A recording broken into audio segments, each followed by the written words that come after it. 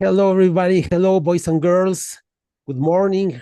Here from Mexico City is 11 a.m. today, November 7th, Friday, November 7th of 2025.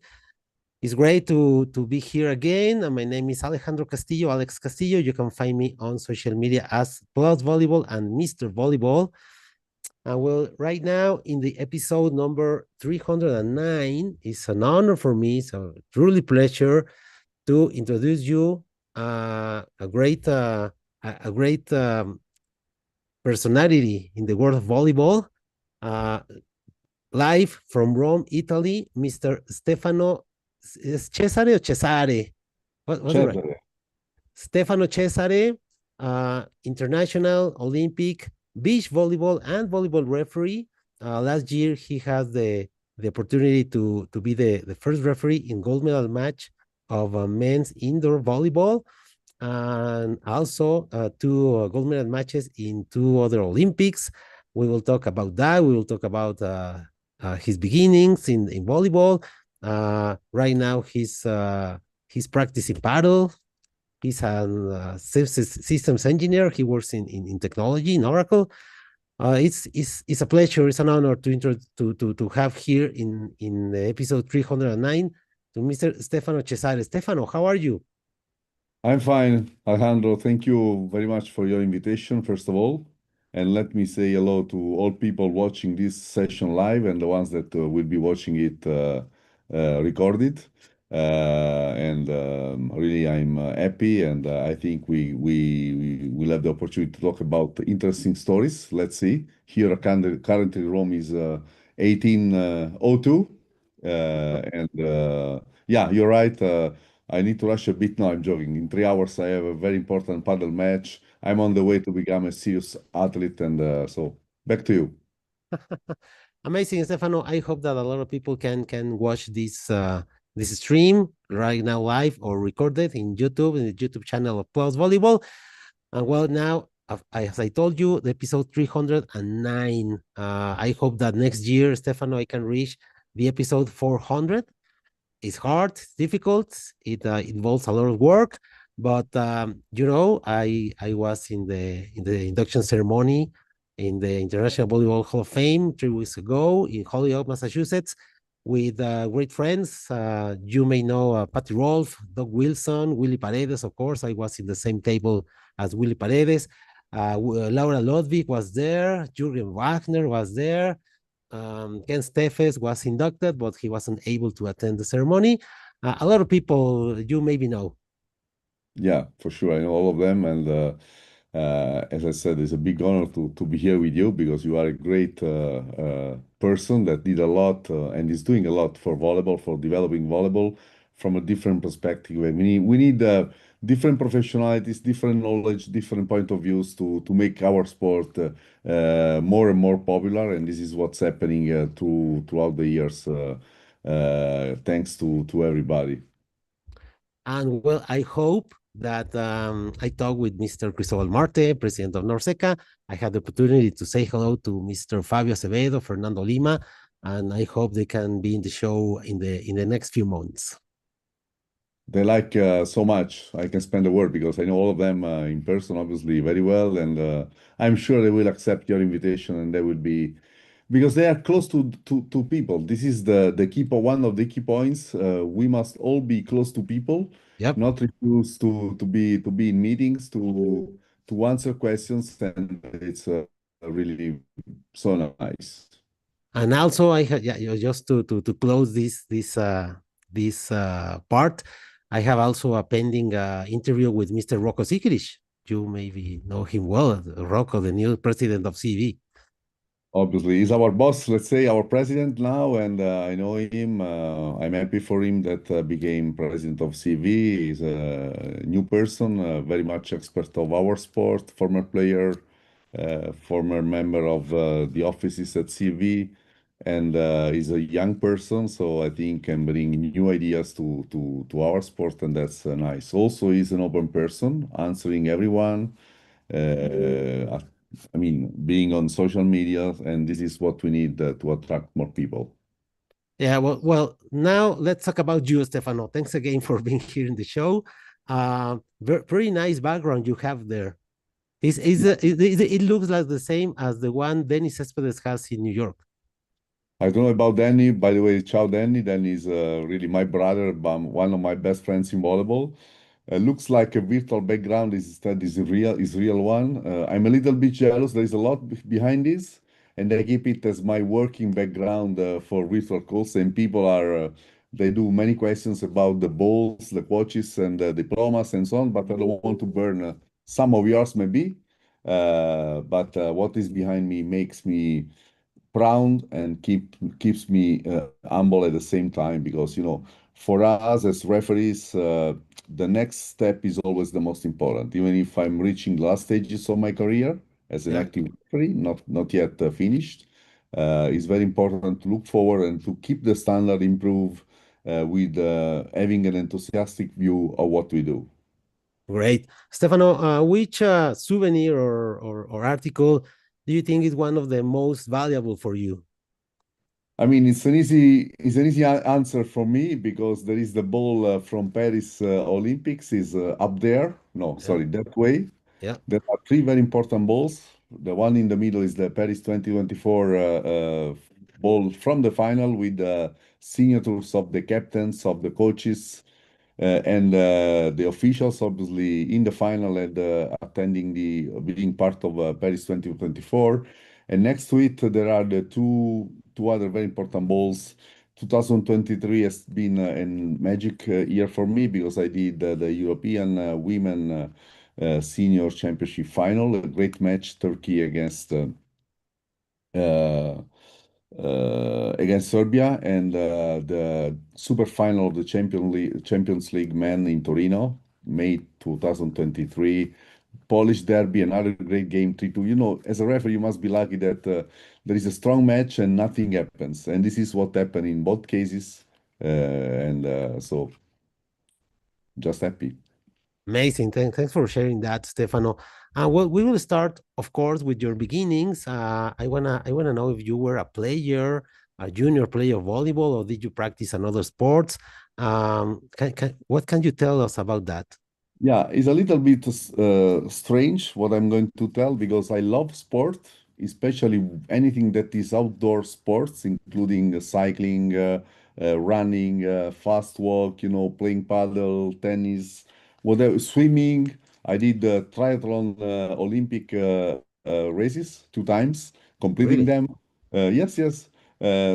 But I obviously football 5 by 5, 11 by 11 but I never played volleyball at, let's say, good level. So the next question could be, how did I become? Because normally people coming to refereeing, they were or they are athletes. I mean, volleyball athletes. Not my case. I just started when I was 14. My physical education teacher asked me to be a scorer in the matches of his team. Female girls were playing, and obviously, when you are a teenager, this is a valid reason to be even if I didn't know very much the sport. And after that, immediately love and passion fired inside me, started, and they are still firing since that time. And when I was 16, it was 1986, when I was 16 years old. I did my first game exactly 4 years ago. This is season number 40 for me, and many experience. 40. Yeah, Congratulations. 40. 40, yeah, 40. All right. My beginning. All right. And what happened then when they invited you to be a scorer? That I tried to be concentrated because at that time I was watching partly the game and partly the girls, okay, because I was so young, but yeah, I started to travel with the team to watch matches outside from my own hometown. By the way, a small village between Rome and Naples called Isernia in Molise is a really one of the smallest regions in Italy, in the middle part of Italy. And then I moved to Rome in 1989. But before that, I attended a course in spring 86 and started immediately. And I remember my first match, 3-2, youth match, under 16 girls, was about 50 kilometers away from my place with a very experienced guy. And what was at the time nice, I mean, that he was applying the rule. He wanted to apply the rule that the team leading, winning the first set would have won the game 3-0, but he didn't succeed. And the match was 3-2. And I still remember this one happened 40 years ago. Wow. And how many years did you spend as a national? And then in which Yeah, year did you make the international refereeing course? that's a good one because, as you know, and many of the people watching this may know, the in Italy is very tough. We all over the country we have about 5,000 referees actually, and many 5,000. have 5,000 all over the country. And this is not the highest number we had in the past, but close to this one. So you start as territory referee, and it takes 2, 3 seasons to grow to regional level. Regional level means already a very good level. Imagine that Rome region, we have 5 Yep. million, almost 6 million inhabitants. There are very structured championships, and we have all over the region about 500 referees. So just to come through this, it's tough. It's hard. You need a bit of luck, like in every activity of life. But first of all, you must apply. You must dedicate yourself. You must be committed to what you do. And so my path has been 1 year as territory or province referee, then 4 seasons in the region, and after that I started the national level, which is not so easy. It was at that time level C1, then we had B. So I did 3 years in level C1 national category, then 5 years in Serie B, and then Serie A, my path started in 1999. So actually it's 27 seasons. But also when you are Serie A referee, it takes long time to reach the A1. Actually, it's called Superlega, where you know very well, Yep. A1 men and women, because we have about now 110 Serie A referees and three different layers. So it's a tough road, but with a lot of curves, you know. But you must, as I said, you must trust yourself. You must grow. You must, and when you succeed, you feel really very, very happy. Yeah, I can imagine there are a lot of referees, and the competition must be hard, must be strong. Yeah. Imagine that only Rome, they play only Rome province. They play officially 8,000 to 10,000 matches per season. That's a huge number. 10,000. All time over. Yeah, covered with the referee. You know, can you imagine? We have referees whistling 250 matches per year. I don't know how they can manage this, but it's crazy. They do 2, 3 games per day, and so it's this is a way to grow. I don't think that refereeing too much is a good way to learn because you need to practice other stuff. Opening, I mean, talking with more expert referees, you know, taking guidance from them, watching matches without refereeing. We have a lot of resources now. It's easier on one side. On the other side, on the web, you may find anything, and not all the content can be trusted. But this is, again, like in many other activities of life. So you must be smart, careful, and I think that getting guidance from more expert guys is that you trust is a key point. Stefano, of these almost five, you told me 5,000 referees in Italy. How many of them do you think make this for a living? I mean, they do this as a work, as a permanent work. No one in Italy can do this as a permanent work, even if our per diem is good in the top level. No one is living can live only with that money. I mean, it's money is always good. As I say, we don't do refereeing for money, but the income, whatever comes in, is good for paying extras. You know, depending on your age, what you do, vacation, babysitting, gift for your wife and girls, as in my case, because I need to spend. Yeah. I'm I need to free myself to travel a lot. Yeah. So we'll come back to this point later, maybe. But the standard of life it's too high to live just with money coming from volleyball. And what about the profiles of the referees? I mean, they are mainly um, physical education professors or professionals in other areas. What can you tell us about that? Or for former players? Yeah, we have. Uh, I'm. by the way, I'm responsible for refereeing in the region of Rome. Lazio is the region of Rome, so it's a wide one in the middle of Italy, according to geography. And we have so many different profiles. I cannot classify in a specific one, but I can tell you that we have a lot of women, girls, including mothers, starting the refereeing careers. And despite some problems that they may have later with the maternity, with the complexity coming from family management and so on, they are really strong.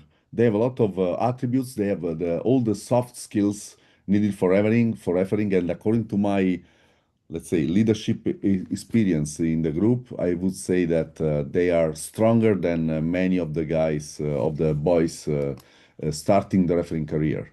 But we have students, we have former players, we have, as I said, top professional people in life that start refereeing even maybe because they accompany their boys or girls to attend the course and they do the same. We have expert ones, new ones. We have a lot of turnover now. We make a lot of referees, but the problem that is, I think, is all over the world is that refereeing is not so much attractive now. Even football, It's basketball, not a basketball. sexy, it's not a sexy activity. Absolutely, absolutely. But seriously talking, we have many problems with the behavior of the parents, people attending the matches, coming from other sports maybe, and volleyball is a clean one from this point of view, and we keep this status. But one of the reasons why young referees quit immediately after a few matches is because maybe the parent of a girl started to say bad words and we need to fight. I become furious, honestly. And sometimes I go to those people because we know who they are, saying, how you behave, your father, your mother, what is the way? Is this the way to behave and to destroy a young boy or girl that could be your own child? This is absolutely out of mind for me. According to that, Stefano, before we go with some comments, there are comments. It's very interesting. How do you deal with that, with these intermissions from the fathers? Because I think it happens in not only in Italy, not only in Mexico, in a lot of places. I think uh, how can we make the fathers understand that the referee is doing a job? He's a professional Yeah, doing and the referee deserves respect.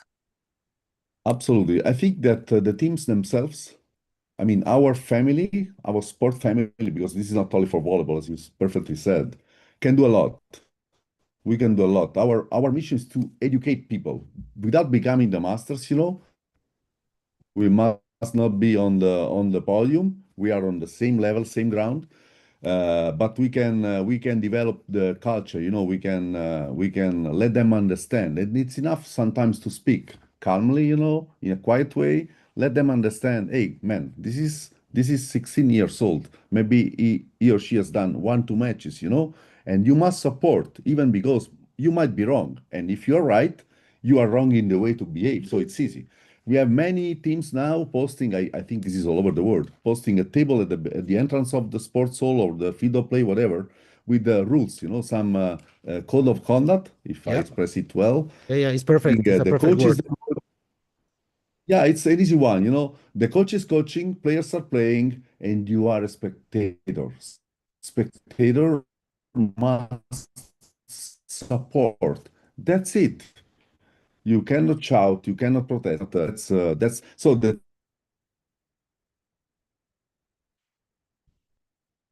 they must please do something, stop them from behaving that way, expel them from the hall, tell them not to come to the next match in front of other people in a calm way. This is enough to refrain them from repeating those kind of behaviors. What is the education purpose? We are educators also, Yeah, yeah, yeah. That right? happens. And a parent, I'm a parent. So Okay, thanks, there Stefano. are many things to do. We have a few messages. Stefano Stopa, Doc Neck says, "Hi, Stefano." So, sorry. Stefano Stopa, Net says, "Hi, Stefano." I don't know who he Ah, is. okay. Hi. Hi. Pleasure to meet you. If they have questions, by the way, I think they are free to put their questions on the chat, right? And we can Yeah, try yeah, to. right. But you know Stefano Stoppa? Yeah, Stefano Stoppa, I know very well. He's my one of my friends. I know All very right, well. This perfect. is a From good guy. from Spain, the international Olympic referee, she has been in the show. Susana Rodriguez Játiva from Castilla-La Mancha, Spain. Xiao Stefano y Xiao Alejandro. Saludos. Susanna is mostly my kind of sister. We have had a lot of matches together. But matches, by the way, ciao Susanna. Last time we've been together about 1.5 months ago in Barcelona for a seminar. I But know. the nicest side of volleyball is that the match at the one point becomes not so important. What becomes very important, and what is left at the end is the human relationship. And that's why I like to call it the volleyball family. I've been now to Australia, as you know, and many people that I knew from the past that I didn't know came to meet us, me and my wife, to share dinner, to share drink, and to just to talk. And to this is really the what is touching my heart, and it's so nice. And we stay after volleyball. So Susan is one of the witnesses of this what I'm saying now. Yeah, yeah, pretty nice person. She has been in the show a couple of times. Amazing referee, amazing woman. Another amazing referee and amazing woman, Patty Rolfe, says, Stefano, I want to thank you for supporting working mothers. You are very dear to me and many mothers and women. Thanks to Patty Rolfe. What to say, Patti? Ciao.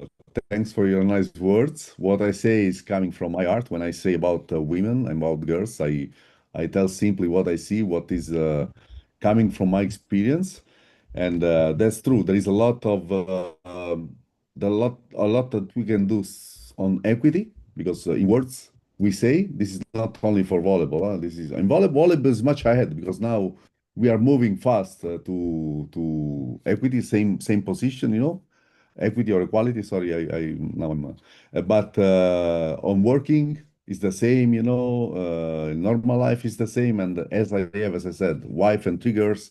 I'm very close to these kind of problems. We must respect women, and when they are in difficult situation, we must support, help, and behave in the best possible way. So that's key point for well living. This is well-being. If you behave well, you can smile to life, and people can appreciate you. That's That's right. Yeah, I agree with you, Stefano. And Susana Rodriguez says, thanks for your nice words, Stefano. Susanna had one of my most important matches with her because I like to recall this one because I was yet on the ramp up for volleyball, and this has been in 2015 European Championships for volleyball women in the Netherlands. I started as the last one of the group, and we at the end we ref the final together. It's not for the final because she was already a star, and I never became like that. But a lot of talking. What I learn and what I'm applying in refereeing is coming, as I said before. I apply what I try to explain to young referees. Talk, open the confrontation, try to speak with people, and then make it your own way. Nobody can be like me, like you, like Susan or Paddy. You must learn from the ones you can pick secrets or things. You can investigate a bit, but you must develop your own way. And what is nice that we are all referees, coming back to refereeing, but everyone has his own way to interpret the role, and this is without changing it because we respect protocols and rules, but I do in it a certain way. Susanna did was doing in another way, Pat in another way, and at the end we must achieve our goal. Our goal is to be there. People must recognize us and should remember us only for the positive things that we do. I don't believe that the best referee is the one that, sorry for saying, that the one that nobody realizes was there.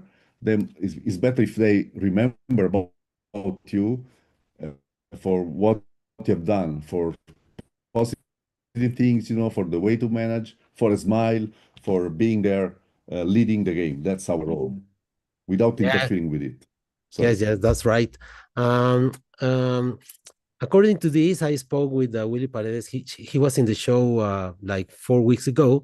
We're talking about the his vision to empower women as a referees since he has been especially in the commission.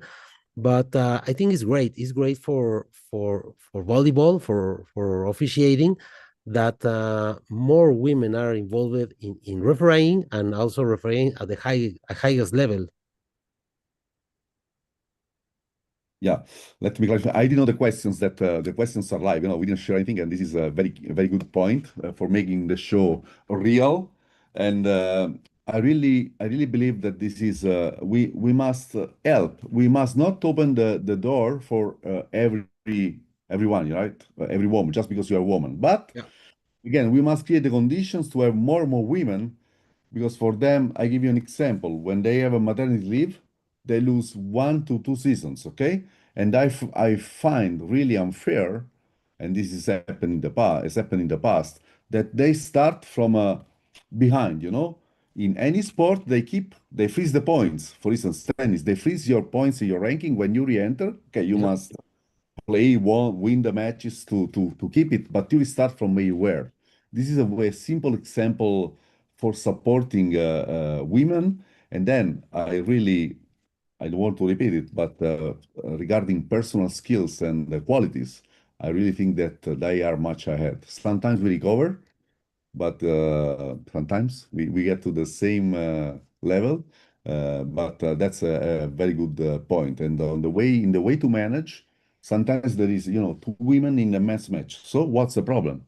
People say, hey, two women. What's the problem? They are referees. Yeah. We don't have a gender when we are refereeing, right? We are referees. Referee A, referee B. That's it. And I think, Stefano, that FIBB wants the best referees at that moment officiating. It doesn't matter if it's a man or woman. They want the best referees Absolutely. at that moment.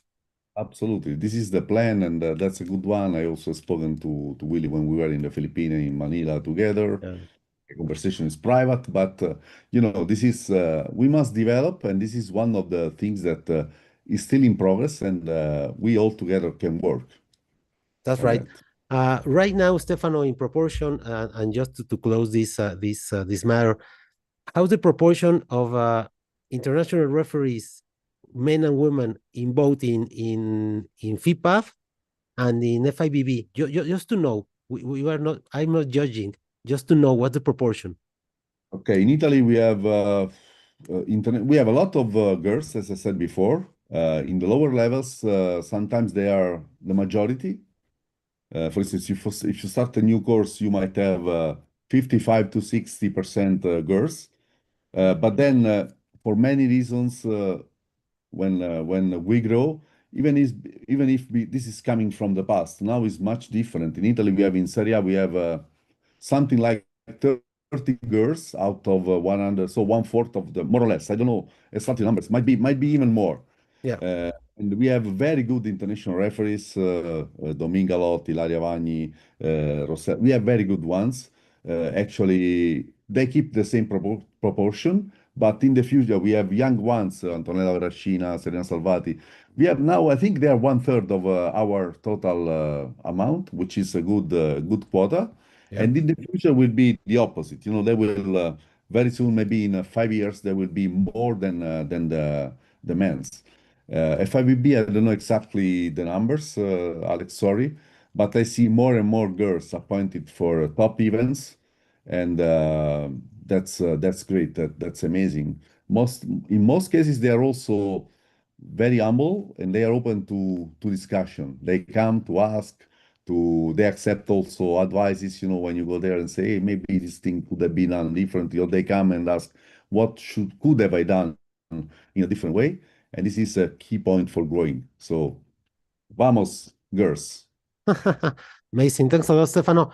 Susana Rodriguez says, Stefano, you have to be proud about your career in beach and indoor volleyball. Of course, we will talk about that. This is just because Susanna, I'm on the skin. I have emotions now. Susanna is my friend and my support. Yes, I'm as I told you before we started this session, I'm really proud, which doesn't mean that I don't keep my humble way. Obviously, I'm a smiling guy, and sometimes few people think that you are not. No, no, I'm humble. I always look. I mean, my goal, the finish line is not there. I look forward to develop. But when I also have a look behind, I see a lot of nice things, including those both sides top level career, which is actually almost a unique example. Even if we have had some other referees doing both, now it's not anymore possible. So I would say as the only one for some reasons. But we had Patti Salvatore. I'm going to forget some of them. Okay, Yeah. Miguelito. We have had maybe might be Bobby Clark. Some of them doing both in the transition period, and now since 2010, it's forbidden to be on both sides, and it makes sense now. Before no, but now the number and level of competitions is so high that you absolutely cannot manage both beach volleyball and volleyball. But Susanna, thank you. I'm really proud of what happened before, and we'll see. Well, Stefano, maybe the next chapter to you is snow volleyball. Snow volleyball, I will go on the snow in January, but I will go with my family. I don't think snow volleyball will be my next challenge. There are challenges in my Yeah. head, Yeah. because I need to think about the future. Nobody is Etern, and we stay there forever. And but it's not yet the finish line didn't come yet, and when it will come for sure, there will be a new challenge for me. I don't know yet which one, but I'm thinking about some future. The snow volleyball is not in my goals for now. I'm pretty sure that you will be involved in volleyball for a long time. Who knows, Alex? Sometimes, you don't need only yourself, you need support from others and an opportunity. We will see. I would like to continue in 5 years or so doing something else, but you never know. In Italy, we say that you close the window and you open the door.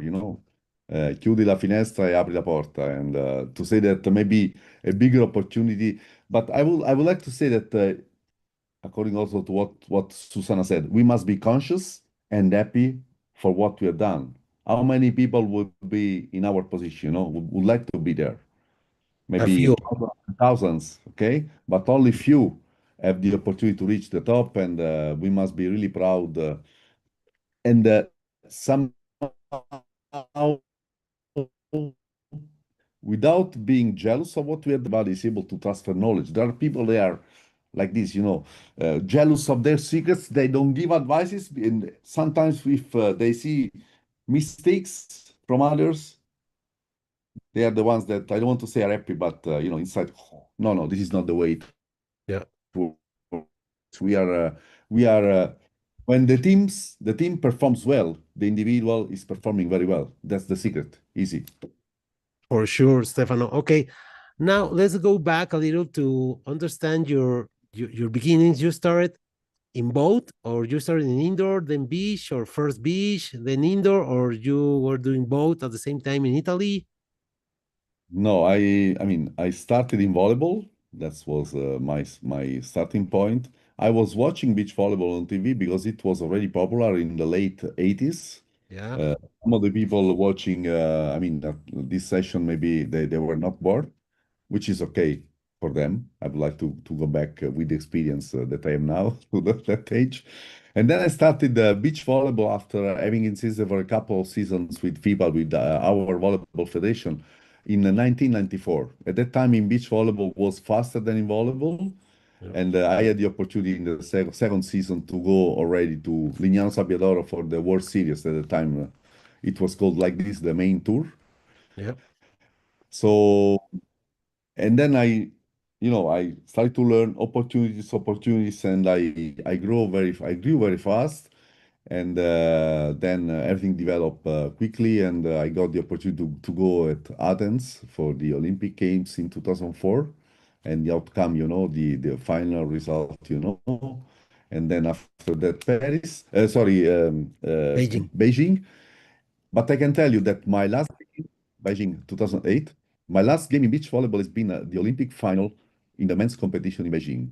When I've been Really? appointed to that match, yes, I sat on the small chair for the ball kids, for the ball retrievers, for half an hour. We knew 2 hours before the match, 2.5 hours maybe.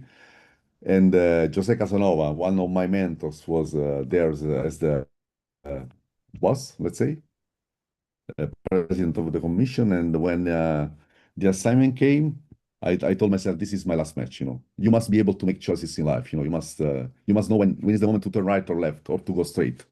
And I decided to turn right, let me say. So I sat on this little chair for half an hour thinking about all the last, at that time, 15, 20 years spent in that discipline, all the amazing things done, and keeping concentration for the match, which was, again, an amazing final 2-1 for Rogers and Dalausers. Yeah. Yeah. After that, no more whistle in my mouth for beach volleyball. I did some refereeing coaches, surfing coach, and so on. But then after one and a half season, I stopped. So that's it. And after that, only volleyball. And this is restarting from scratch. Even if I had already a long experience, I had to start again. International is I mean, you can be number one. Numbering is not so important. That if you are one, two, five, is if you are good, that's enough. But you can be number one or among the top in your country, and you can be no one within your confederation. Then you start. You can Yep. become one of the best in your confederation, and you can be no one at the FIVB level, and you restart again. So this is life, challenge after challenge, and you must face it. Being humble, being there, and understanding what to do to grow and to come out from the group as one of the good ones. And after that match in Beijing, the last match, uh, what was on your mind? I want to become an Olympic indoor volleyball for the future, or what happened at that moment? I mean, in Italy, I was already in Serie A. I was refereeing at that time, 2008. I was refereeing since 23 years already, Yeah. and I was in Serie A almost 10 years already. So I was, but I brought in beach volleyball what made me strong, bringing to beach volleyball the volleyball experience, so the technique, all the, and from beach volleyball, I've taken flexibility, ability to open discussion with people, personality, because in beach volleyball was tricky, only two players, not six plus all the bench. So there's a lot of things that there were a lot of things that were mixing up. And when I stopped, for sure, only volleyball, and I had a dream. For sure, I had it because you must believe in what you do, and you must dream. That's for free. You must dream. But the most important is to go to do things step by step. There are goals that you can achieve maybe one day or maybe not because they are so far away. But the most important is the thing that you can do tomorrow in the near future. If you do things like this, you can reach your main goal. And in Italy, there is a kind of sequence, as I said before, huge numbers. So dreaming is easy, reaching or let it come true is really tough. But at the end, it happens. So I can tell you that now I'm complete from this point of view. Perfect, Stefano. Um, Talking about your whole history in beach and indoor, which do you think was the hardest player or coach to manage? Talking from player behavior and referee behavior also in your career. Yeah, you want me to mention them? It's not nice. I I give you some examples. Let me Yeah, start from beach volleyball. yeah, From beach volleyball, okay, we had some when you start growing, people don't know you very well. When they know you, is a bit better, but the mistake of referees is to think, okay, I'm now well known and I can do things easily. This doesn't work. This doesn't work because your credibility can fly away in a while, in a moment. If you do mistakes or if you behave, if you are not concentrated and so on. But we had players at the time. We started the ball mark protocol, the review of the ball mark, and yeah. we some players very sensitive. Uh, on that. They were taking pictures with the phone, with Really? during matches. Yeah, and from the behavior perspective, some of them were really going beyond the limit. Okay, and the mistake that we cannot a mistake that we cannot do, I think, is to we must be flexible, we must be there, but we cannot allow misconduct. Yep. What is beyond the limit of misconduct, we must stop with in the right way, okay, without showing up in the wrong way, but we must stop that. So there were some of them were really, unpredictable, let me say. I'm not going to mention some American players were so nice, but some North European ones were really tough to manage, and even Italians. I didn't do that much Italians. And the volleyball is more or less the same, even if there is a wider range of wider number of players. But some coaches they want to know the line drawn. They want to know where is the limit. If you allow them to push, Yep. push, push, then they explode. Okay. The ability of the referee, of the good referee, is to say, "Hey, I'm there." Okay, but in a nice way, so people can recognize that you are managing, that you are controlling them, you're monitoring without interfere, letting them do. I give you an example. Sometimes we are perfect or on small details, like the coach stepping on the sideline during the rally. That's not okay. And we at the end will go there like traffic light policeman with the yellow light, and you say, "Hey, stop, stop, stop." And then we miss a big misconduct because maybe we made a mistake, or maybe we were unsure about what we did, and they start shouting. This is, or we miss a big fault, a big one that everybody can recognize. This is destroying the performance. So I had many examples, but I'm professional, and Yeah, no names, no names, of course. no names, Alex, no names. But maybe you can share with us, with no names, about your weirdest or more crazy situation as a referee, with no names. No, I can tell you, and it's an easy one, this one, because I had really a bad match in 2017-18. I don't know, in Modena, the Italian Championship. Was I say, because from tough situations we learn. Okay, and I lost completely the match. It's strange to say for a guy like me, but this happened. For 5 minutes, I lost completely, for many reasons that now is not the case to recall. I lost completely the control of the match, and but I learned a lot. I suffered a lot because people that I thought they were friends, they started to point out, as I said before, it's a family, but not all people are fair. I had full summer, full of. I mean, the summer was full of. I was suffering a lot because but at the end, we solved this issue, and I gave my contribution to solve it in a nice way. And at the end, I became stronger than I was before, much stronger. I just understood something that I did wrong in that situation, and I felt more comfortable, more confident, and in general stronger. So learning a lot from tough situations. Many people they just quit when something really tough happens, but this is life. Sometimes we have difficult situation because we did something wrong or something that could have been avoided, or it's coming to on your way. The road is blocked, and what do? You must travel around this obstacle without stopping yourself, but you cannot continue driving at 130 your car because you crash.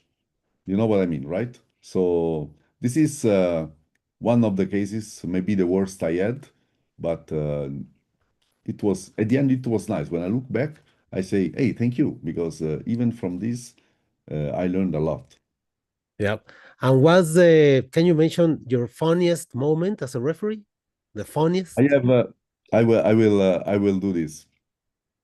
Olympic final in. I have two moments in Beijing. One, the Brazil, some Brazilian guys, they are still friends. I can mention because this is a positive one. Marcio Araujo and Juliana, very strong players. They were calling me Cabeçal. You know why? Okay, Yeah. Cabeçal. Weekend. So we started a match in Beijing, and you know that there are many microphones. Even at the time was not the last century, was many microphones. And all of a sudden, Marcio, referring to me, he told me, "Hey, Cabezao, what are you? What happened? Something like that." I thought, "Oh my gosh, I didn't intervene, but was a nice one." And then the other funny situation was in the during the final third set. There was a sequence of blocks. If you guys didn't see this one, go to see the third set because it was a tie match, first two sets, Marcio Araujo and Fabio against Rogers and Dalhouser. And Dalhouser started to block one, two, I think 7 or 8 times in a row. And after one blocking, the good referee is also the one, really sorry, okay? He's also the one that in a specific moment is able not to see what happened, okay? What happened? He blocked the ball you know, like that, reaching over, and the ball hit the foot of the player on the opponent side, okay? But nobody realized that one. You know what I mean? And Yeah. after that timeout, and Rogers was there was a lot of respect between us. Came out from the timeout and he came to the chair and said me, "Hey, Stefano." This is the way they call me, Stefano Cesare. So Stefano Cesare, but it's okay. Called me by name and said, "I have a question for you." I said, "Please tell me." What happened? I'm not sure about what happens if after blocking the same player hits the ball with the foot. And then I called the microphone and said, after so many years, I can say, normally it should be a fault, but not in this game, in this moment. And he started to laugh because we both acknowledge the situation. This is, I think, the funniest moment I ever had in my career. Thanks for sharing, Stefano. During your volleyball, your beach volleyball referee days, how can you? What are the main difference for you between Athens beach volleyball and today's beach volleyball? The main differences for the game. For the game, let's say that it was different before. Was how to say? Before was easier to predict the team that is going to was going to win, or the teams that could win the tournament. Now there is a much wider competition, like in volleyball. Okay, you look at especially in the men's. I think many teams. Let's say European Championships. If we play 3 months in a row, three times we might have different winners. Okay, sorry, Yep. FIPA, don't be upset with me. Not always the same is winning. Then the formula of the tournaments has been changed. There are less teams competing in the elite tournaments, but the show. What is nice is that if you look at volleyball now, is much more show oriented. And this is coming. This came from beach volleyball because beach volleyball started with music, dancers, DJs, and so on, and people go to attend some events for the entertainment too. It's not only sport. It's not only skills of the athletes, which Yeah, always let me tell you is something, Stefano. Let me tell you something. DJ Starry Baker, and Tony Rojas, they were in the show in the last 2 months, and they explained this right. This how beach volleyball impacted volleyball in the show and in the sports presentation. It's pretty amazing. absolutely. I'm. They are really best friends, and Tony, we met in the Filipino too, and guys from beach volleyball came to volleyball. This is really interesting, and made our sport more and more attractive. Our sports, let's say, okay, at the Olympics. I think I didn't see the statistics, but sport one and two maybe for the attendance have been volleyball and beach volleyball. We played 54 matches, if I'm not wrong. Every time was a full house, 11,000, 1150, 500,000 spectators, and all of them enjoying every match. So that's really a nice one. Yep. And Stefano, about your influences or your influences in your career, can you mention somebody? Yeah, I mentioned already maybe the guy that mostly because I was younger, I was much younger is Mr. Casanova, Jose Casanova, Yeah. still in the FIVB competition, you know him very well. We have been around the world for many years, And Jose was, I can say, it's not a secret, was tough at that. But if you had large shoulders, if I express it in English well, you could learn a lot from him, and get out from situations stronger. And this is a quality that people must work on, must develop. The ability to, when somebody says, "Hey, you must improve this, you did this wrong, that wrong, blah blah blah." Sometimes we react like, why the guy, because we want just to be happy, but this is not possible in life. We as parents, we try to teach our girls to become open to critics, to comments. It's not just closing yourself that you solve the issue. And but we had also some really fun time with Jose. This is only one of the guys. Obviously, Willie, the members of the commission now. We have a lot of guys in Europe. I like to mention Luciano Gaspari, that was really one of my mentors. We had a very great, I mean, great examples in Italy of very good referees, especially in volleyball. I learned a lot from them. So there are many people, and I stopped mentioning because I would forget most of them. And but there are many of them that have been so important in my life. But the mistake I never did, I think, is to resemble uh, any of them. I never, my goal has never been to become like somebody else. I wanted to be myself, getting inspired by others, I mean, trying to learn why this guy, when there is a complicated situation, why this guy is able to manage, and why other guys, they get issues. Sometimes the referee is right, and he cannot step forward. Some other times maybe we are a little bit wrong, or we are in a tough situation, and we can come through it. Bringing a bonus to our overall image. This is the difference between normal guys and the guys that can emerge, can become really top. I think this is something really relevant. Um, Talking, come on. am I talking too much? No, no, no, it's perfect. That's the goal of the show. It's your show. Okay. Oh, amazing, perfect. Thanks for The sharing. stage. No, I like the stage, so no problem. I know. Then he told me something about that. But then he was like, so Stefano, why why do you think volleyball is so important in Italy? It's so important in it, but again, we are a smaller sport than soccer, of course, than basketball. Here in North America, baseball and American football. But why do you think uh, volleyball is so important in Italy, especially than or more than other countries, and especially now that they are in indoor, they are the most dominant team. yeah. Okay, that's a complex one. I try to figure out and to give Yeah, my opinion. First of all, we started. We have a long tradition, especially with clubs. Everything started with clubs. When there yeah. was Soviet Union in Europe, we had clubs winning the at that time Champions League. Okay. Sorry, Uh, sorry, Stefano. Sorry for interrupting. Did you know that last year, Mr. Panini was inducted in the Volleyball Hall of yes, Fame yes, because I of know his very job well. in Modena? I know very well. By the way, I come back to your question before, after. Last Sunday, I've been in Modena to ref a match between Modena and Perugia. 5,000 people in the Pala Panini. We Yeah, Pala Panini.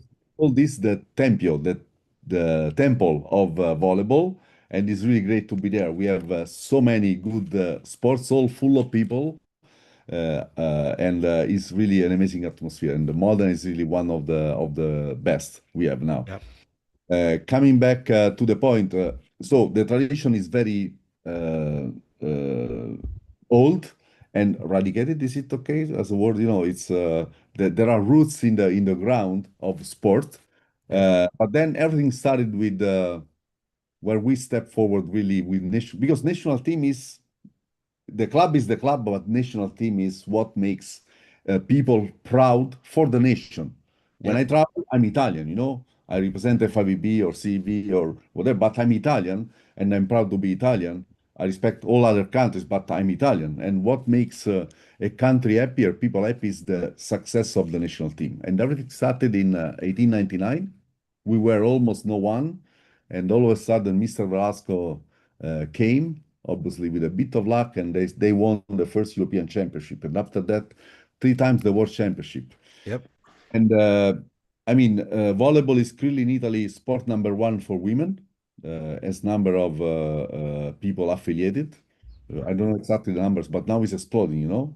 And even boys, there is a lot of competition with other sports that you mentioned, like foot now tennis. We have many kids playing tennis because senior, and the dream of parents is to have a new senior, and Yeah. this is correct. And but now it's very popular. Athletes are going in every live show, live TV show. They are invited. They go to many times to the Italian Republic president to meet him, and he's proud of what they do. And I think we never had in the history in the same sport men and women teams competing at such a high level. It's very well balanced, and they kept the easy way. You know, if you go to watch, this is all over. I mean, for all the athletes from volleyball, right? If the people go to watch the match, they stop for signing autographs, you know, for taking pictures. But as you said, it's really very popular, and it's exploding more and more.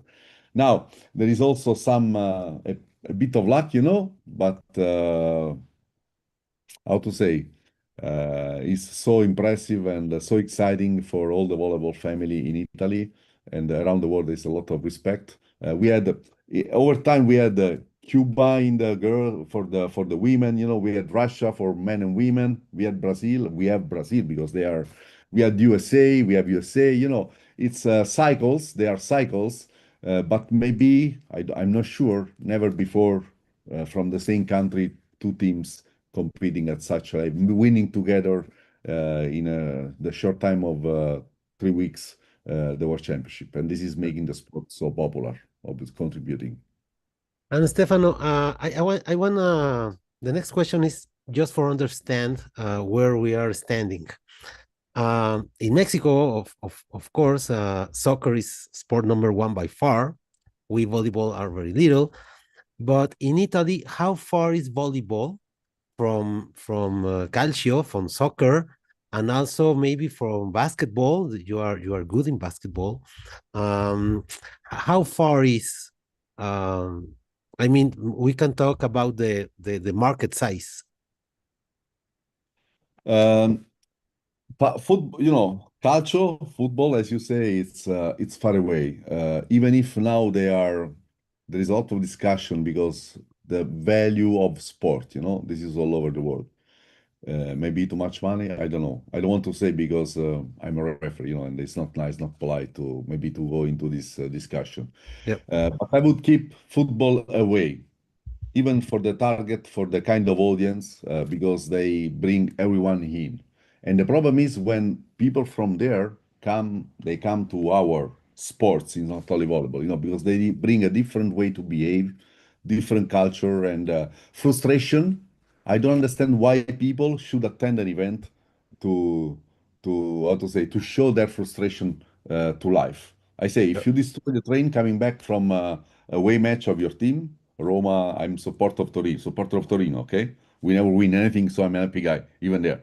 But if you come back, you must pay the damages you do.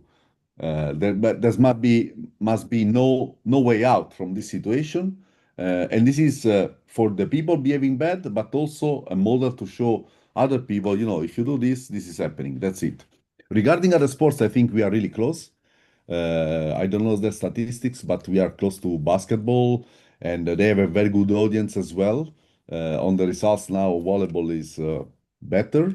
We go regular at the Olympics, and they don't do. The competition is very tough in basketball. Is another example of many teams competing. When many teams compete, it's very good for the sport, you know, because the base, the audience is wider, is larger, and that's for the future is good. More kids playing, and Regarding marketing, then is not my field of play, sorry, but talking around, there is a lot of interest now, new sponsor coming because we cannot hide the truth, what is the reality that sponsors means money, money means developing the sport, developing the sports means in theory, more, I mean,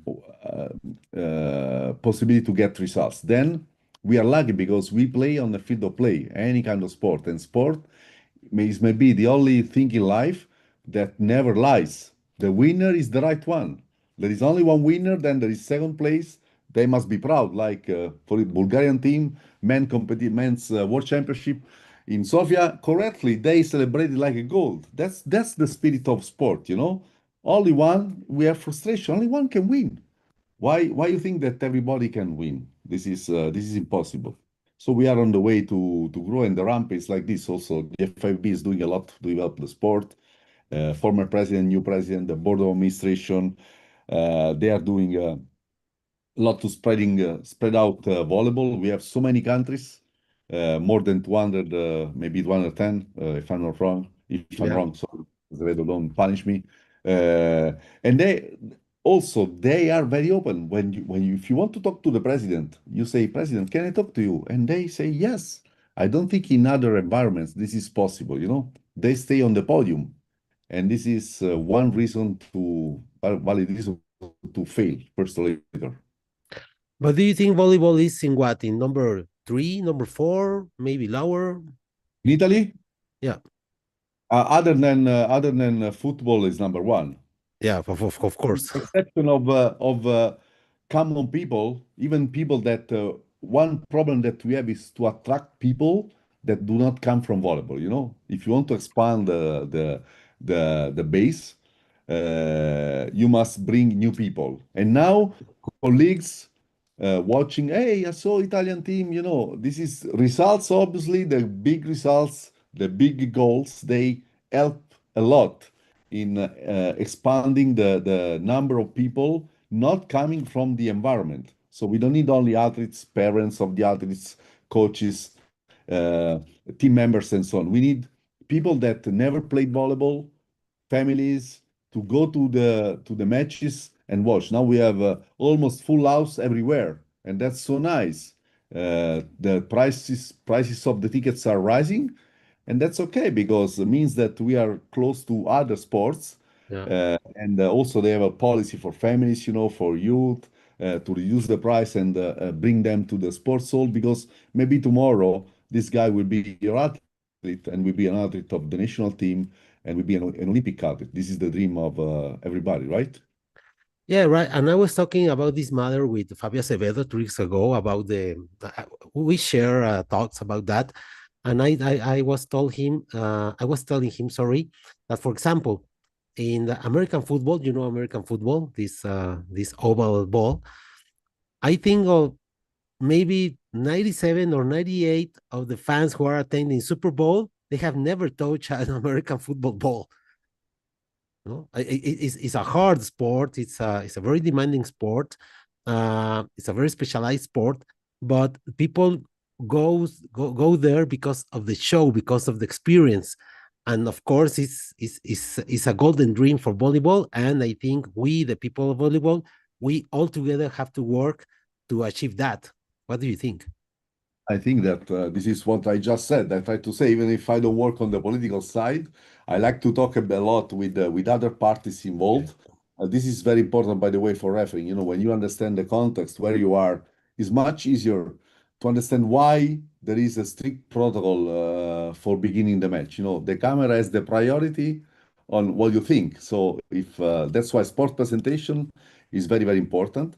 Yes, it's like this. We must all together work, bring new people, and this is actually what's happening in Italy. There are some clubs they must refuse new players because they have no more room in the gym, you know, and in for the spaces for training, and this is but I mean not refusing. Sorry, I used the wrong word. They send those guys to other clubs because they have no more space for them, and this is a sign that the sport is in very good health, is developing, and also Italian Volleyball Federation is doing a very good policy. and obviously is using the successes to develop. If you look at the results of our underage teams, they are always or most of times close to the podium or on the podium, and this is a very good sign for not only for the present but especially for the future. So it means that even the federation is working very, very well.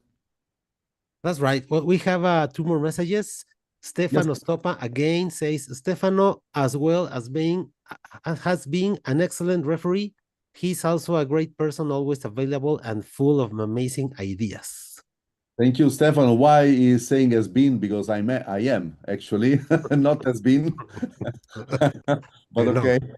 Thank you for the nice words, Stefano. And yeah, I like to, as I like to talk. There are many people now through the social media or in other ways, even on the competitions. When you go to Asia, we are, how to say, they know our faces, and we became thanks to the way we live because there is a lot of volleyball world TV. Everybody can watch. You pay your fee and you watch. Yeah. So also referees, people watching our championship, they know us, and when you go, there are fans for the referees. Can you imagine? Much easier than 30 years ago or 20 years ago. Now is really regular or regular basis is happening that they know you by name, they know who you are, what you do, your skills, and they ask you an autograph, a picture, or a smile. And that's we must be open to that. And talking about Volleyball World TV, it's amazing that compared to 30 or 35 years ago, well, I paid, I think it was $35 for the whole year, and I can watch World Championships, indoor, beach volleyball. I can watch professional league in Italy, in Poland, in Japan, and it's pretty amazing. It is. It's a very good policy. It's a very good point that you touched because for here for culture, for famous football, we have you need different season tickets for TV to watch. And I stopped. Honestly, I don't have any more football season ticket for TV because it's expensive and you need more than one. And also when there is live, I watch some matches, not so many, but the policy done on pricing and to extend again the number of people that can access, it's really making is one of the strength point. More people means maybe more sponsors again, more money. More money means possibility to make projects, to develop, to grow, and blah blah blah. At every level because volleyball is played at top level, but even at sorry lower level without offending anyone. And this is the secret. If you want, you cannot have top level if you haven't lower level championship, local, I mean, territory, provinces, regions, and so on, all over the world. Yeah, and I think Volleyball World is doing an amazing job. Very, very good production in almost every hosting city. Absolutely. They are supportive and it's nice to talk to them. They sometimes come to us to ask, what do you think about that? Or we go to them, what do you think about that? And the family is wider than it was, again, time ago. And this is something to be proud of and something that can empower everyone with the new skills, new possibilities to grow and so on. So it's nice.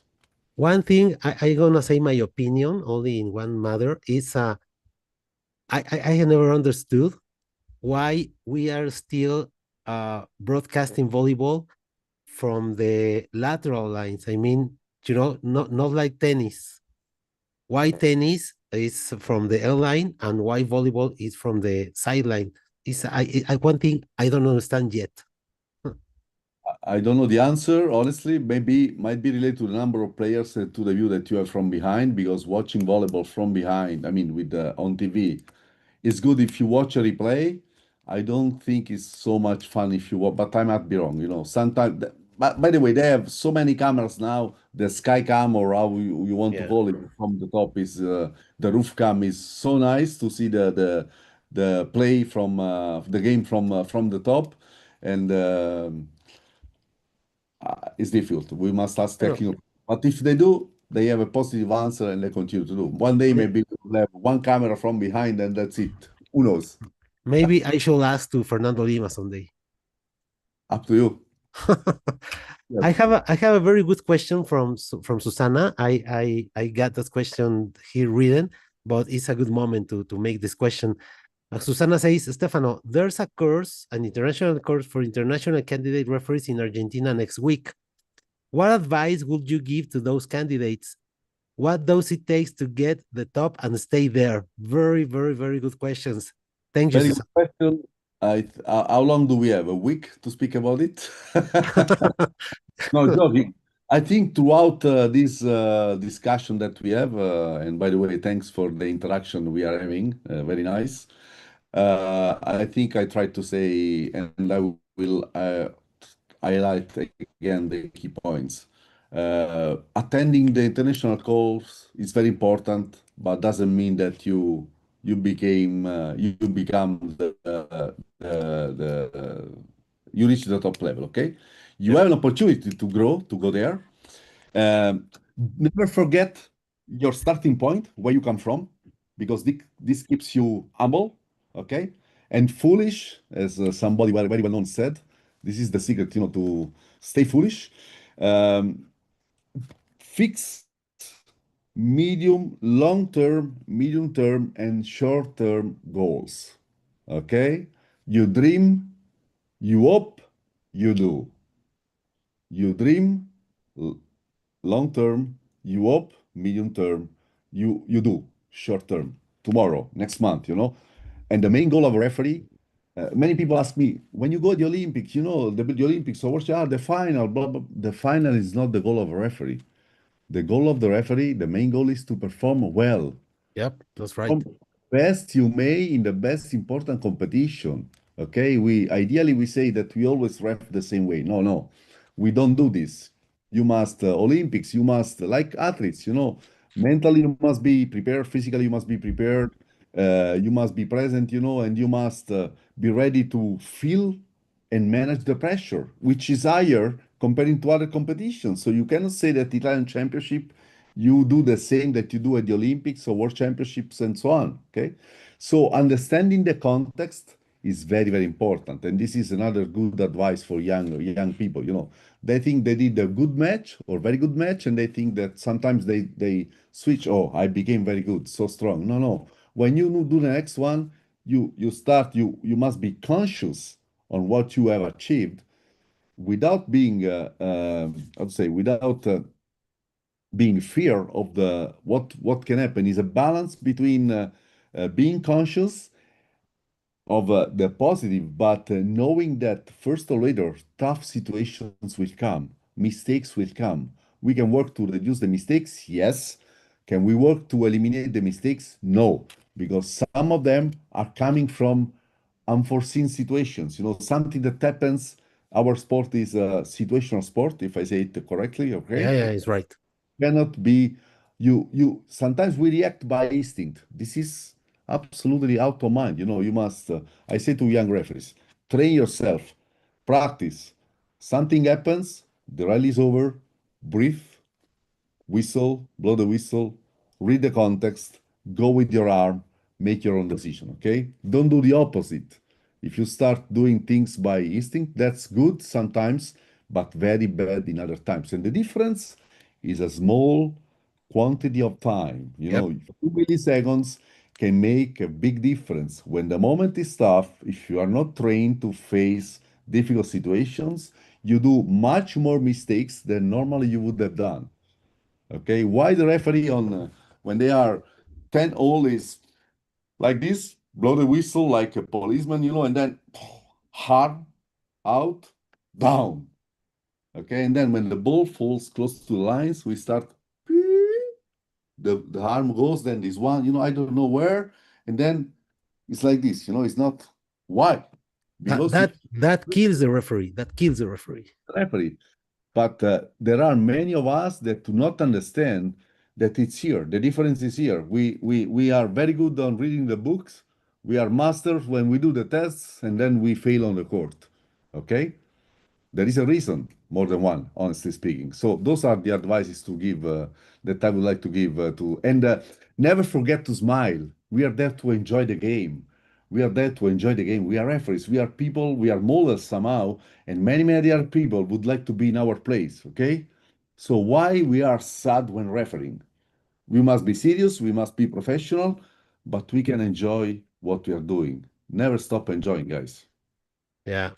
And another thing, I have talked with a lot of referees in Mexico, in the Norseca area, young referees, and some of them told me, "Oh well, uh, refereeing now is easier because you have radios, because you have video challenge, because you have a lot of things." I may agree, but I think first you have to know to ref, you have to know to officiate, to know the rules and know how to apply the rules. The technology helps, of course, but the technology doesn't officiate, almost not yet. This is the that's a very good point. This is the key point. People say now is easy. Comparing to my time, it's not easier. It's not more difficult. It's different.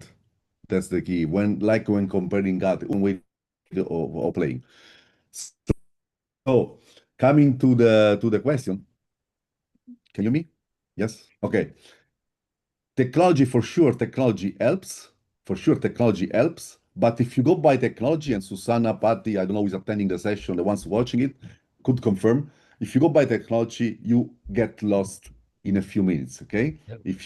If you, okay, now we have automatic bowling out at the FIVB, but for other things, if you don't think what you're doing, if you don't read the situations, many mistakes will come, and you destroy your level of refereeing. You go down with your standard, and that's the end of the start of the end, the beginning of the end. So there are referees. Let's speak about the audio device. You think that everybody is able to speak? No. They say, hey, if I have the whistle, I cannot. Some guys, I cannot say. Now people will not like what I say. Okay, but it is the truth. One thing that I have is I'm like a medal with a single face. I have only one face. What I think I say, respecting everyone. So if you do this, if you ask in Italy, you ask, hey, give me the ball. When if you see something, say touch. Don't show touch. Say it. And they say, hey, if I have the mouth with the whistle in my mouth, how can I speak? And then we say that the women's are right when they say, hey, man, you cannot do two things at the same time. Let's try to make it. Okay. I'm feminist, by the way, as I always say. This is you must say in, out, touch, Yep. not one chapter of the Divine Comedy. Again, we go back to the mental part. The mental part, if you're not ready, if you think about microphones when speaking, when talk, why people get confused to announce sometimes the outcome of the coin toss. Coin toss. I've seen people reading, writing on the hand what we have to say. Okay, I'm not language English mother speaking. Okay, but you must say the right words in the right way. That's it. So technology helps to make people more calm, but if you miss a bowling out for half a meter and there is no automatic bowling out, you make everybody unhappy. If you are the only one that couldn't see the finger broken by the ball, sorry, that's a metaphor, right? Yeah. Metaphoric thing, Yeah. are the only one, and they go for challenge, and they will address you as, hey, how is possible that you couldn't see? It's different when there is a slight touch. It's different when we miss the ball by a centimeter. It's much different. And another mistake that we should not do is to look for perfection. My goal has never been to be perfect, to try to be perfect. Okay, it's different. It's try to manage in the best possible way the game, to come out from the game with a big plus if possible. Not always happens. Luckily, most of the times, yes. But again, goes to your mental preparation. Yes, and of course, I think to close this matter, that obviously as a referee you have to read the rules. That's the thing all people expect, that the referee knows the rules, but you have to understand the game. You have to know to read the game, and for example, when a new rule comes, you have to understand why. Not only because it says in the book. No, you have to understand why. I think that. What do you think? Absolutely, Alex. I mean, knowing the rules is a prerequisite for me, right? I don't mention because it's a prerequisite. Then Yeah. we may open a discussion about a small detail, something that is in the casebook, but 98%, let me say, should be clear to everyone. If you want to ref, and this goes same way from the bottom to the top level, doesn't change, doesn't change. Uh, then the rest is obviously context is a key word. I mentioned the context many times, many times. So you cannot perform at the best level if you don't consider the context, if you cannot read the situations. Sometimes that small moment that I talked about before may help you in seeing one team is desperate, after a rally, and another team is happy. So read. You didn't see, maybe the ball has to go to the team that is happy because the other ones, they are conscious they made a mistake. Yeah. Okay? This is happening maybe once in the match, but if you avoid a mistake one, two times, it's one, two mistakes less.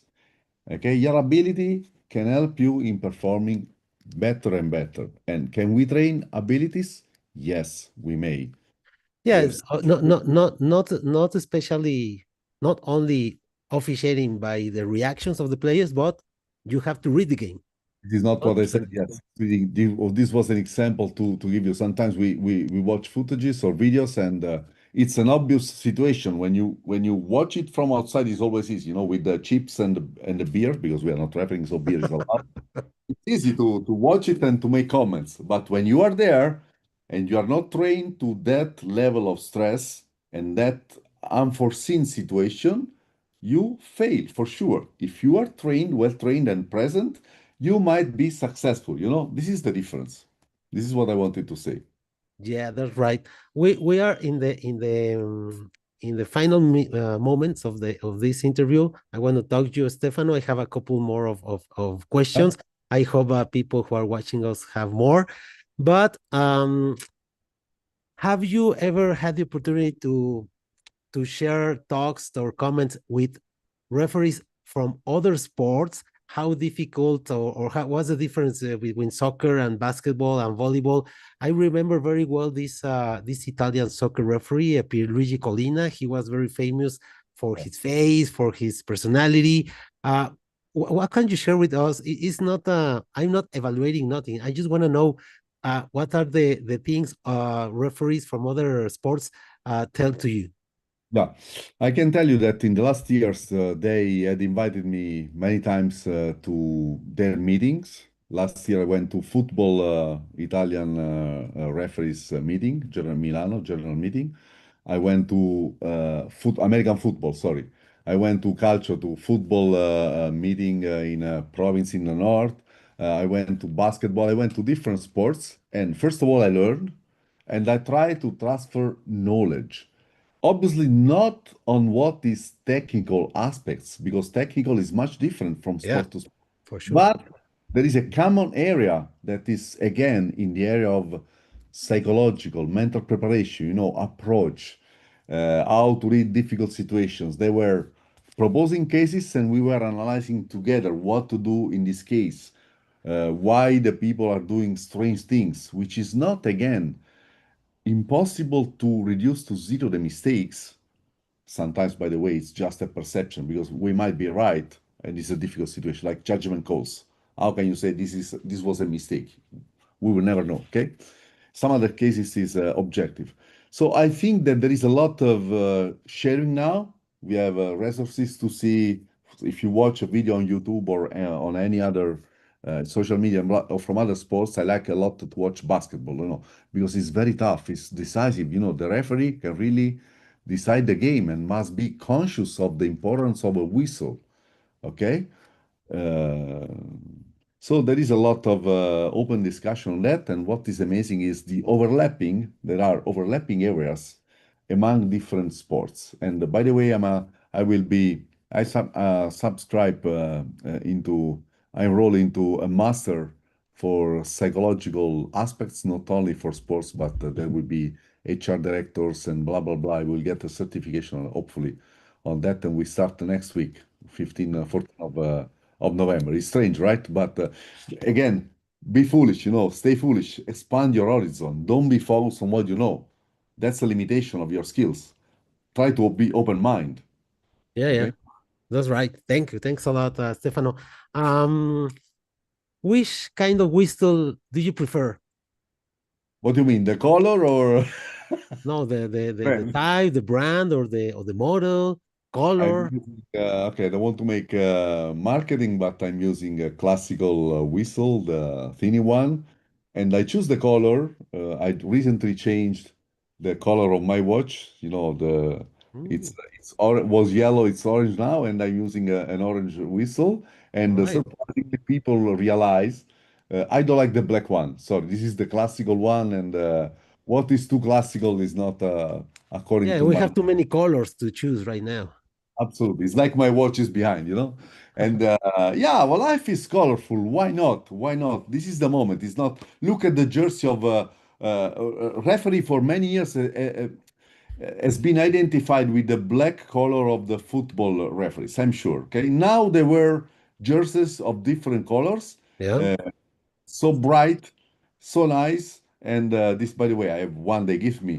And why we should not do that? So depending on and the kind of whistle, I don't change because I feel comfortable with that one. Must be strong enough. And the way to whistle makes a lot of difference. And everybody should have the right way to blow the whistle.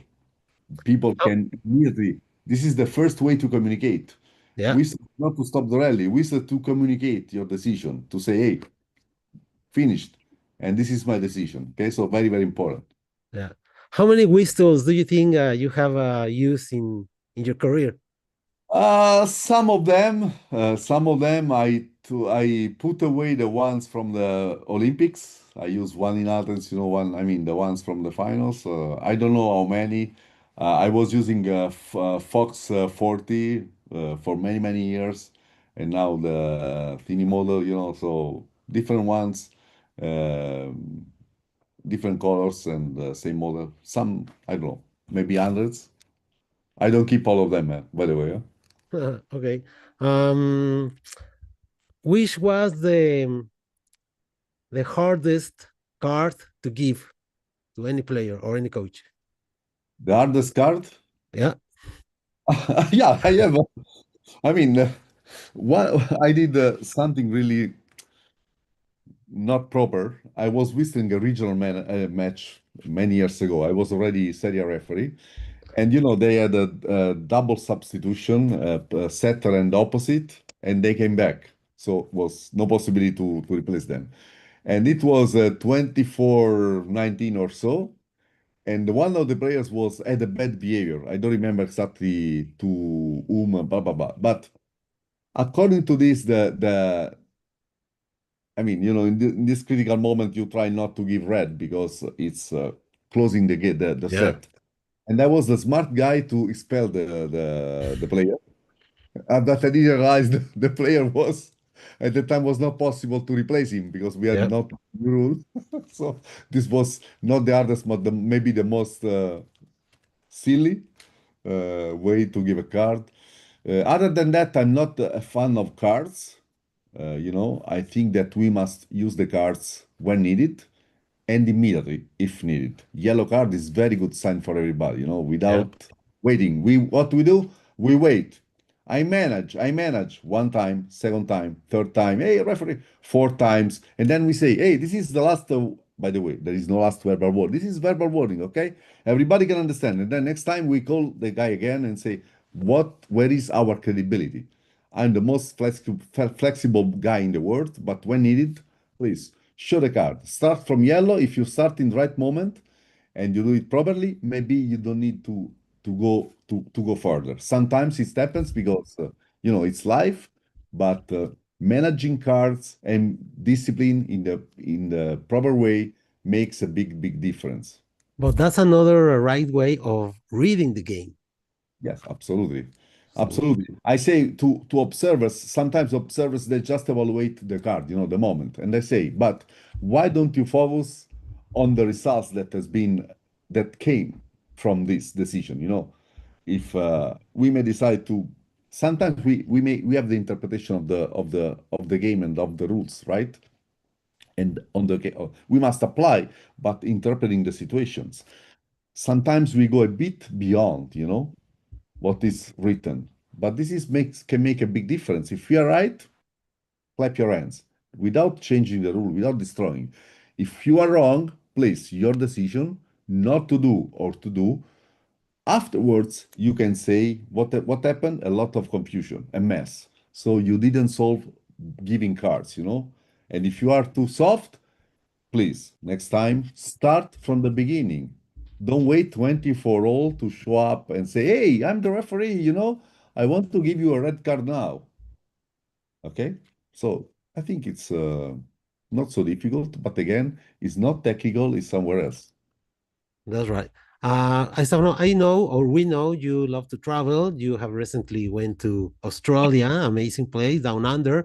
But in how many countries have you been as a referee? Do you remember? You have a I, count? I never I never counted. I never counted a lot. Mostly all the European countries, most of them.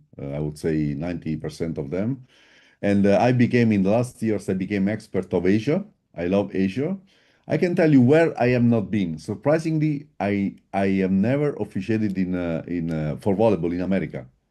I Never. was there for beach volleyball many times, but never for Oh, volleyball. This is strange. not South America nor North America? Never? I Neither, can't believe it. neither South America nor North America. I can't believe it. I know it's surprising, but never.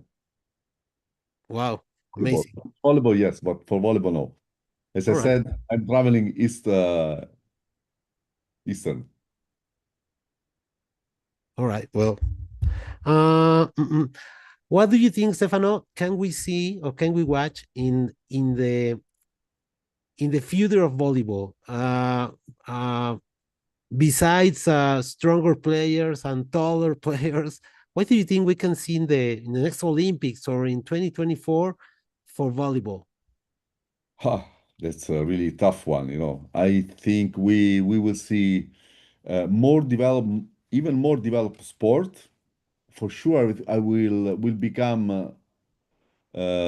more and more difficult to win because there will be more and more teams competing. If you look now at the underage championships, there are new countries coming up, growing, thanks to the development program put in place by the FIVB or by the confederations Yeah, and national federations.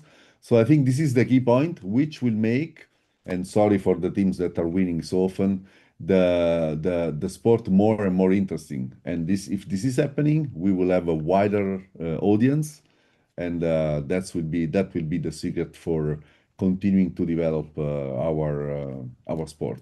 Take your point of view. I don't know. I think more technology. Someone is saying that referees will disappear. I don't think so. I We don't will think so. stay as game managers somehow. Okay, I don't mind if they implement the bowling out automatically.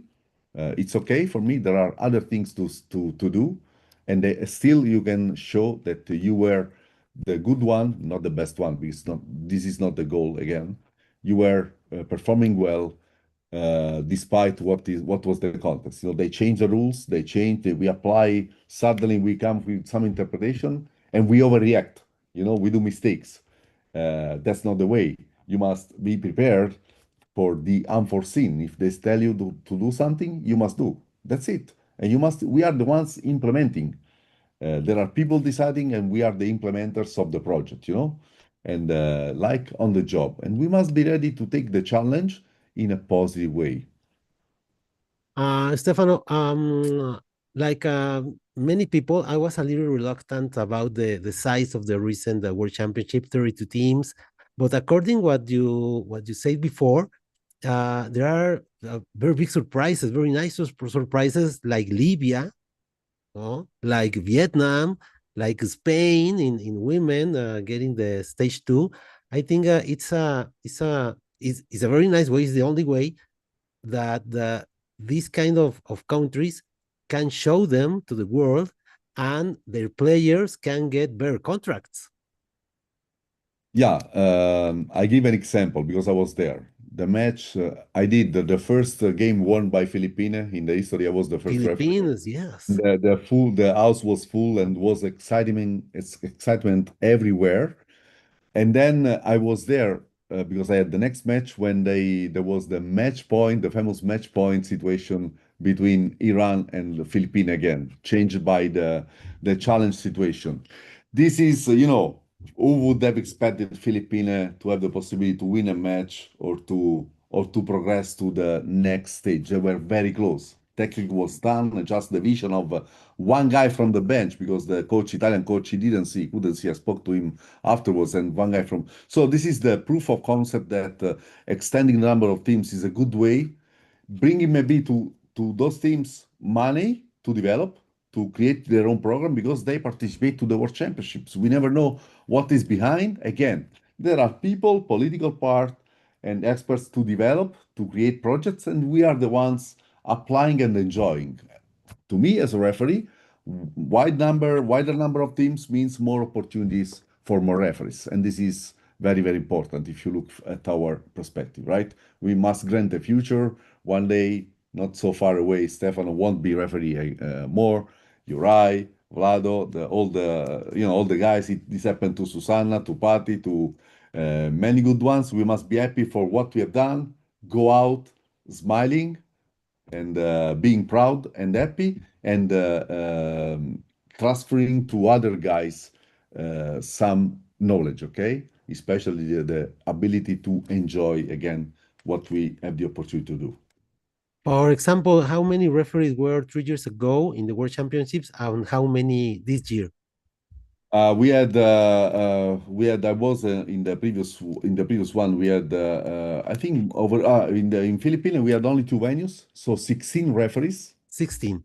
In referees, not so many, plus plus four challenge referees, Right? because we have the two pools, only two pools, two field of plays, two fields of play, and eight referees on each side. And 3 years ago, we had 24, if I'm not wrong, because we had different venues, then moving to Poland for the final stages. So this is I mean, they plan according to the schedule of the specific event. You can, of course, see Olympic, 16 referees plus three challenge referees. That's more or less the number, very tough. Okay, Stefano. Well, I know you have a very, very important panel game. Yeah, I later want. on in 1 hour and 20 minutes, I will have. There is a guy that is pushing me, very good partner, but is pushing me that I play left hand, and in paddle playing, if you play left hand, you must play to the right. Okay, but Right. as I'm against too much theory, I love the practical part. Playing to the left, I enjoy more, and also it's more unpredictable for the opponents. This guy told me after, I will invite you, but if we lose, I said, be positive. We might win and we might enjoy. Why? You start in a negative way, It's like refereeing. If you fear the game, if you think, oh, this game will be bad, you will be in a bad performance position. Right. Hey, that's an amazing jacket. Very nice jacket, Stefano. That's very nice jacket I'm using for free time, FIVB. I'm proud of it. I have a long, important collection of uniforms. And as I wrote a few days ago, we have a new one in Italy. Very nice looking uniform, dark blue with our flag colors on it. And as I say, the uniform is important, but what makes the difference is that this is a drone on your skin. And when I'm wearing the uniform, I cannot make a difference between my uniform and my skin. It's there. And my blood is under it. I really can feel the uniform. Do you keep the uniforms or not? Not all.